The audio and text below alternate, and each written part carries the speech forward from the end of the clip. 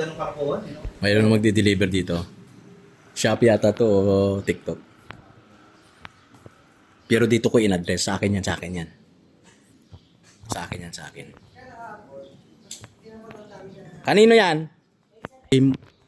Kanino yan? Kanino yan? Kay Sir Rayleigh? Ed po. Rayleigh Aguirre? Kay Sir Red. Rayleigh Aguirre? Opo. Red Aguirre po.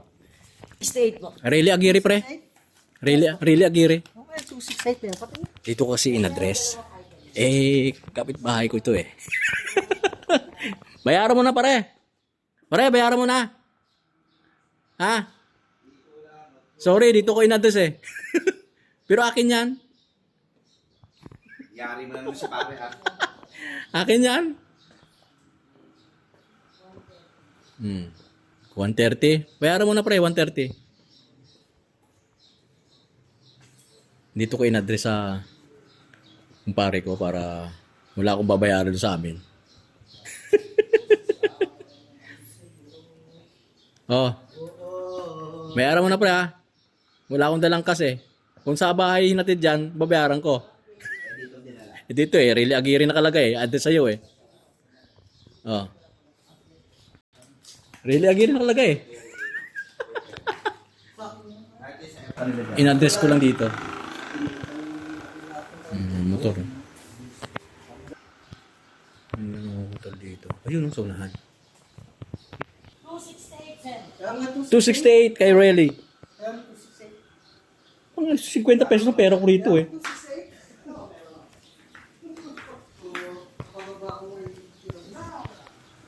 268? Ito, 50 pesos. Kaya nga dito ko in-address eh. Bro. Kaya nga dito ko in-address, pre. Para ikaw magbayad eh. Tapos sisingilin mo ako. Eh, 50 pesos ng pera ko rito. Oh, ayan, binayaran niya. 268. Thank you, pre. Ayos. Bayad na kay Ordo.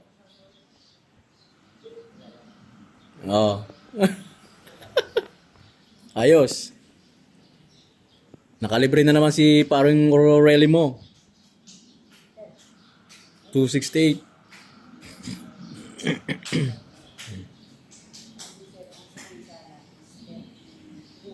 Hmm. 50 pesos nga lang buo to pera ko. Kaya nga dito ko pina-address eh. Parang meron ako. Ano yan? Parang ano yan, ha?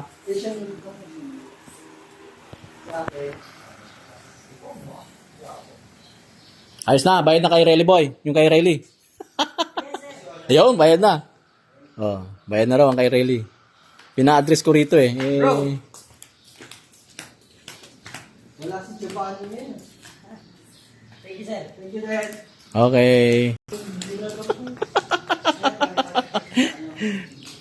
Mautak tayo, pre. Thank you for loving me.